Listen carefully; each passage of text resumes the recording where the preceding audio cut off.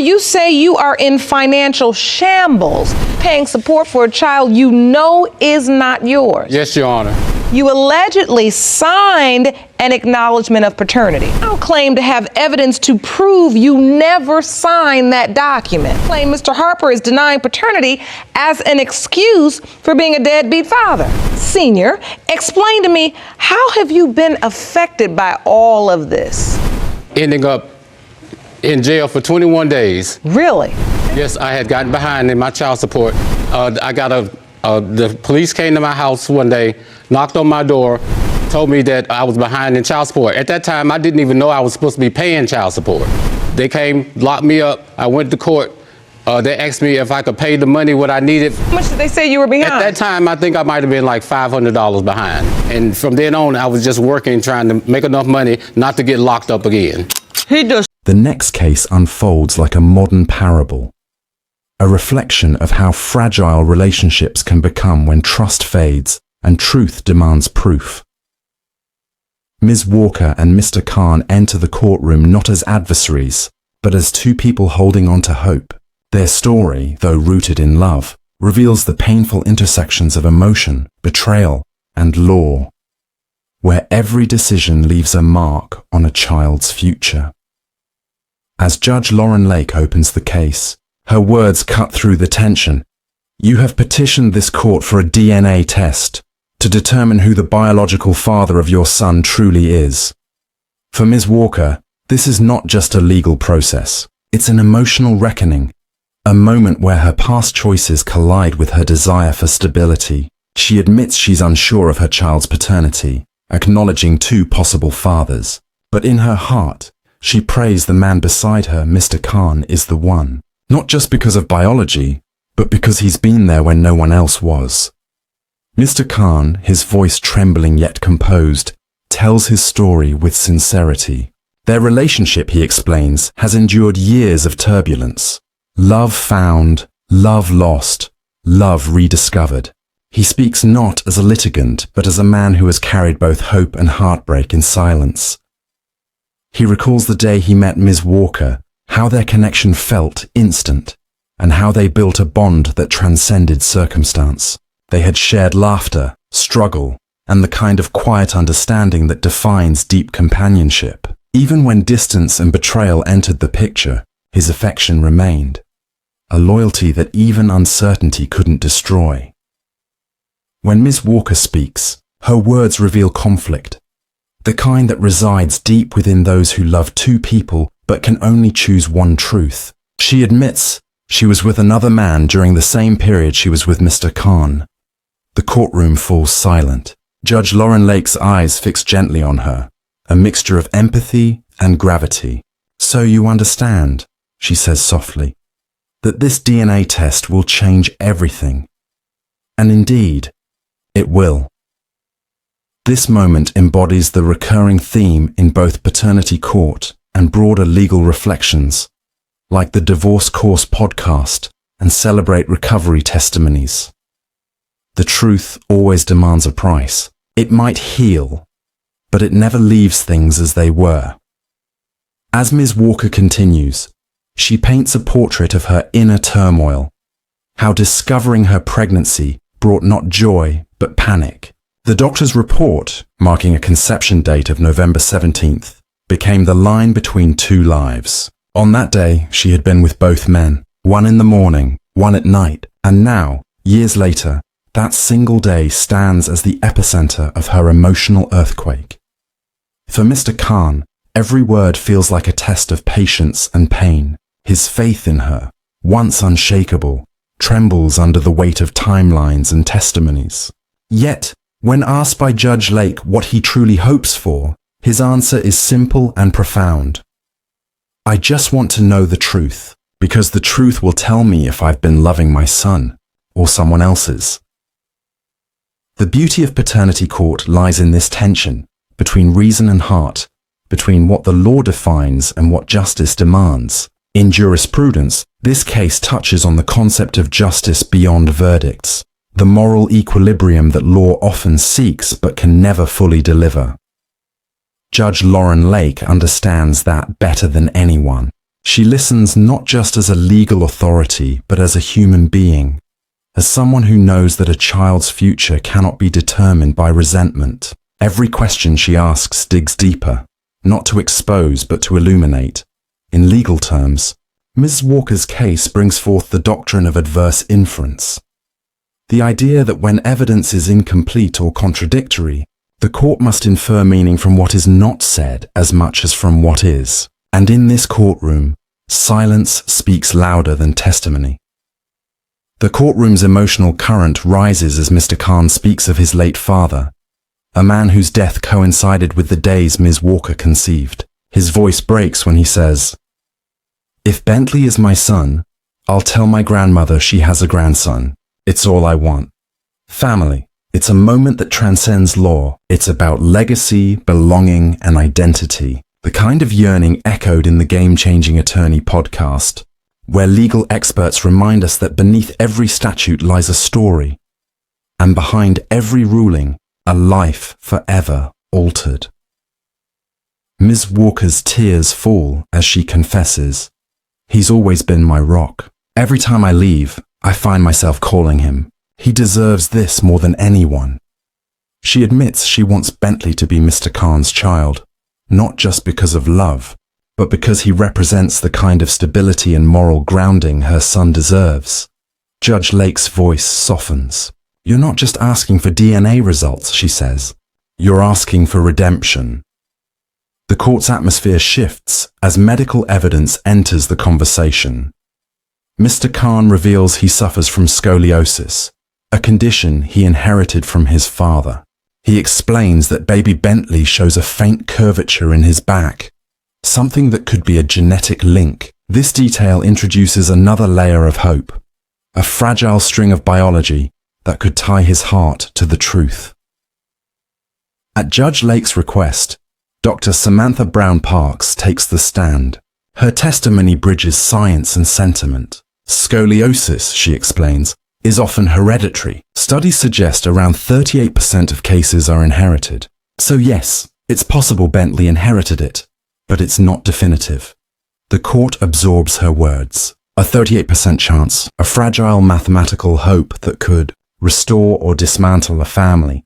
This moment mirrors the emotional crossroads faced by countless families in similar situations, those discussed in Celebrate Recovery Testimonies or the Divorce Course podcast, where guests share how discovering the truth through DNA, court rulings, or personal revelations force them to confront not just others, but themselves.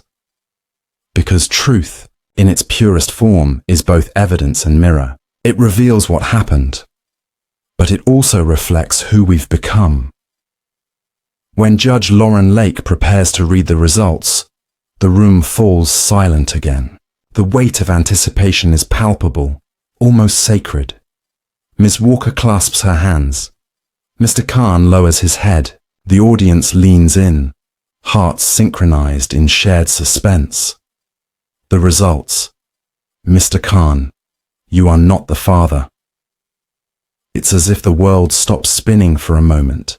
Tears flood Ms. Walker's eyes. Her body shakes under the realization that love, no matter how genuine, cannot rewrite genetics. Mr. Khan exhales slowly, his heartbreak barely contained behind a quiet nod. He looks at Bentley one last time, the boy he believed was his legacy, and whispers, "It's okay." But Judge Lauren Lake, with her unmatched poise, does not let the truth end in tragedy. She speaks gently but firmly, a voice of restoration in a courtroom built on revelation. "Mr. Khan," she says, "fatherhood is not only biological. You've been a father in every way that matters. Love like that doesn't disappear because of DNA." The entire courtroom sits in stillness. In that one sentence, she redefines justice, not as proof of paternity, but as acknowledgement of love's endurance. Ms. Walker sobs as she admits her regret, not just for her actions, but for the consequences they brought. "He deserves more," she says through tears, "and I don't want to lose him." To the viewers, this moment feels deeply familiar. We've seen it in real life, in cheating stories, adoption stories, and child support battles that fill the airwaves of modern podcasts and legal shows. But here, in this small courtroom, those stories crystallize into one universal truth. The evidence may define relationships legally, but forgiveness defines them spiritually. Judge Lauren Lake's closing remarks echo the deeper philosophy of jurisprudence. That justice is not merely about punishment or resolution, it is about restoration. She reminds the courtroom, the law can prove who the father is, but only love proves who the parent is. It's a sentiment that would later be discussed in countless Supreme Court-level legal commentaries and family law podcasts, exploring how DNA evidence reshapes not only family structures, but the ethical landscape of parenthood itself. The camera lingers on Mr. Khan as he says he will continue to be there for Bentley, not because he has to, but because he chooses to. And in that decision lies the episode's most profound lesson. That real justice is not found in the verdict, but in the courage to love despite it. For the viewers who follow Judge Lauren Lake's cases, or those who tune into platforms like the Divorce Course podcast and celebrate recovery testimonies, this case becomes a mirror for redemption. It's not about who's right or wrong, but about who chooses to rise after the truth falls.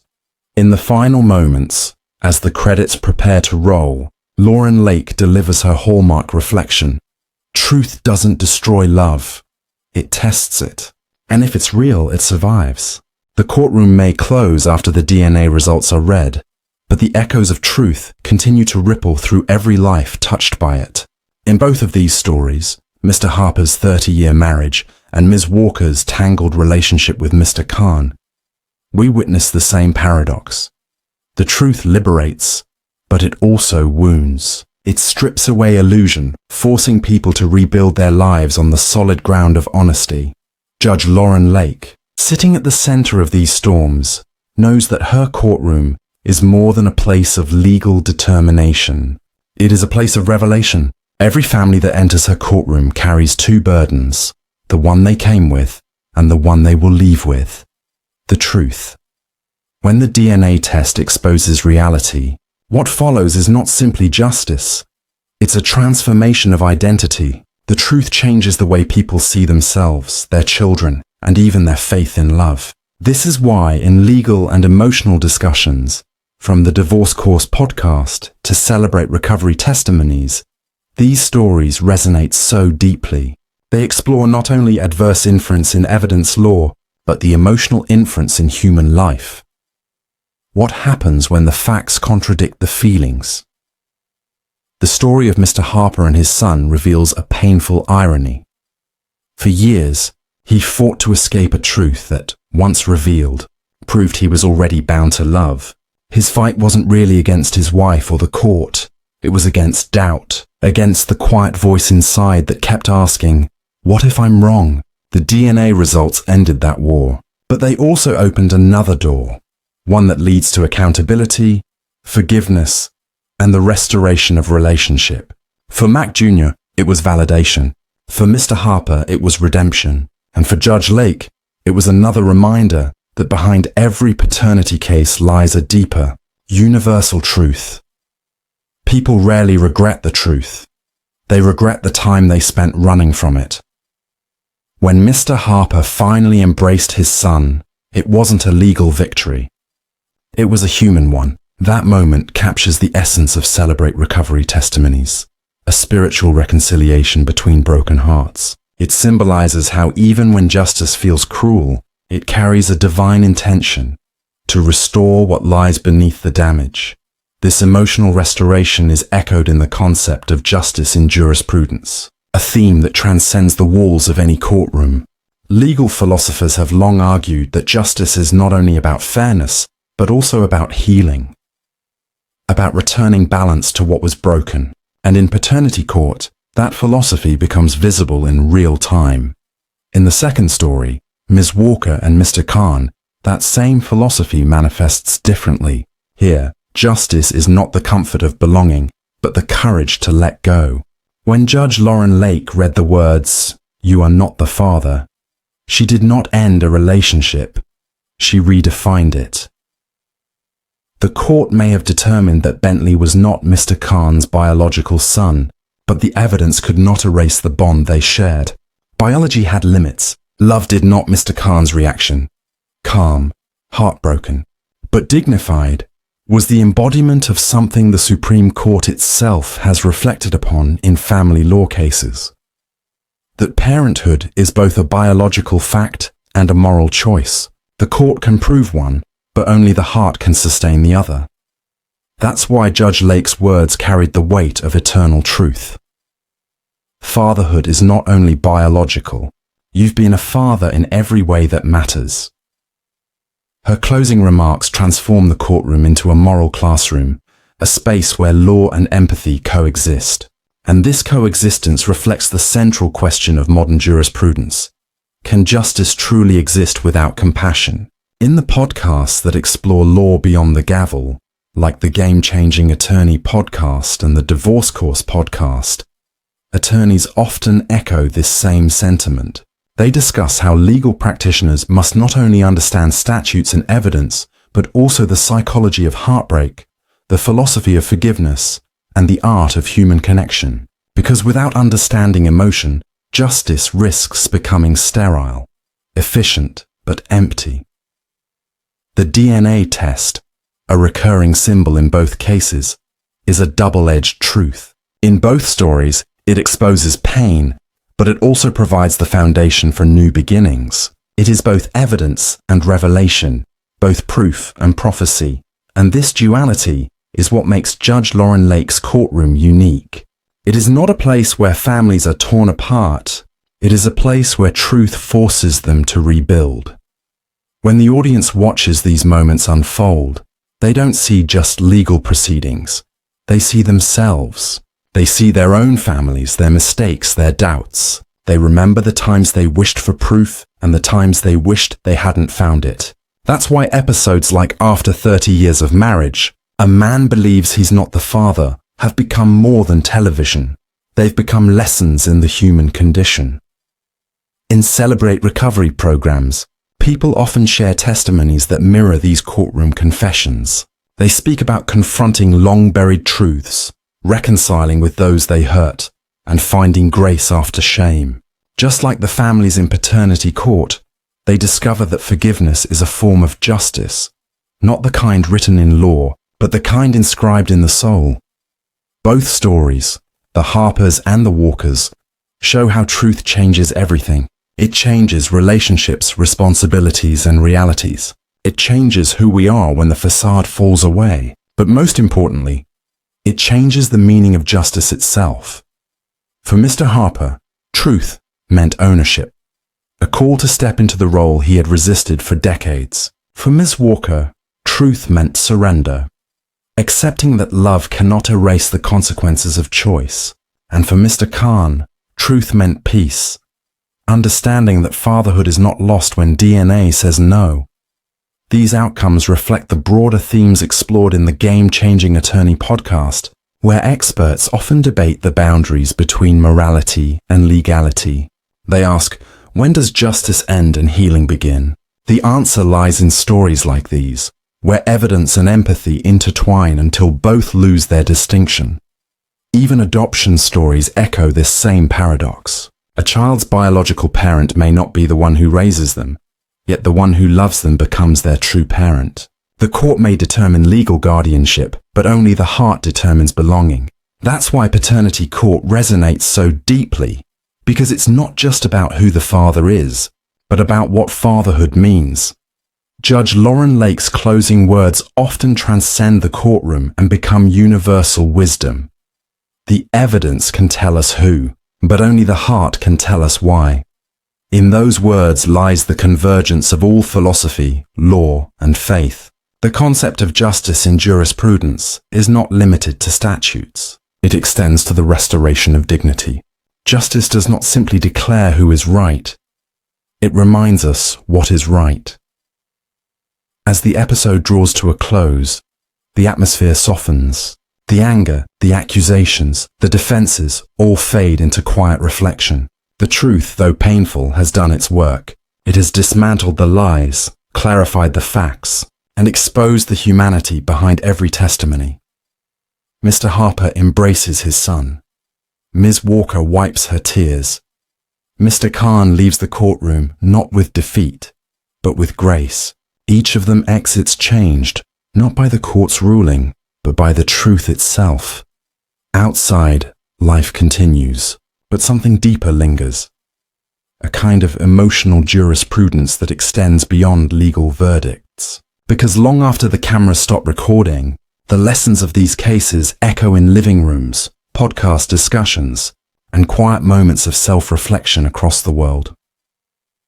The truth, as these stories remind us, is not the villain. It's the unspoken hero of every healing, and that's why Judge Lauren Lake's courtroom has become more than a place of law. It's a sanctuary of truth, a place where people rediscover who they are beneath the evidence, her legacy, like the Voices on the Divorce Course podcast, and celebrate recovery testimonies, continues to remind us that truth does not end relationships. It reveals their foundation. As the credits roll and the last notes of the gavel fade, one message remains. You can run from people, you can run from the past, but you cannot run from the truth, because the truth will always find you, not to destroy you, but to set you free. And in the quiet after the verdict, where heartbreak meets understanding, justice finally breathes. In a courtroom where truth meets heartbreak, Judge Lauren Lake uncovers stories that redefine the boundaries of love, betrayal, and justice. When DNA tests expose secrets hidden behind decades of marriage, the evidence doesn't just settle cases. It changes lives forever.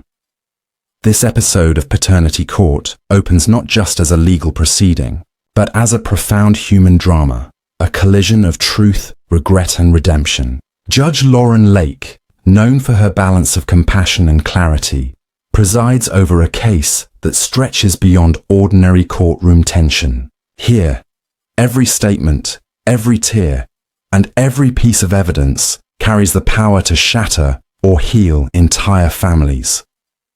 At the heart of this case stands Mr. Harper, a man who claims he's been trapped for decades, paying child support for a son he insists isn't biologically his. His story begins with deep financial ruin and emotional exhaustion, a life spent navigating a legal system that, he believes, has failed him.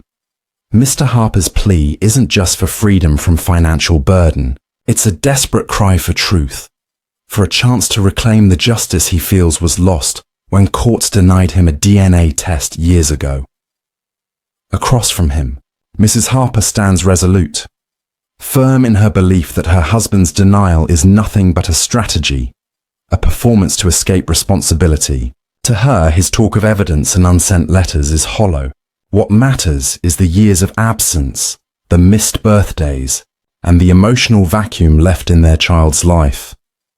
The son, Mac Jr., now a grown man, listens quietly as his family dissects 3 decades of broken trust. His pain isn't about science or law.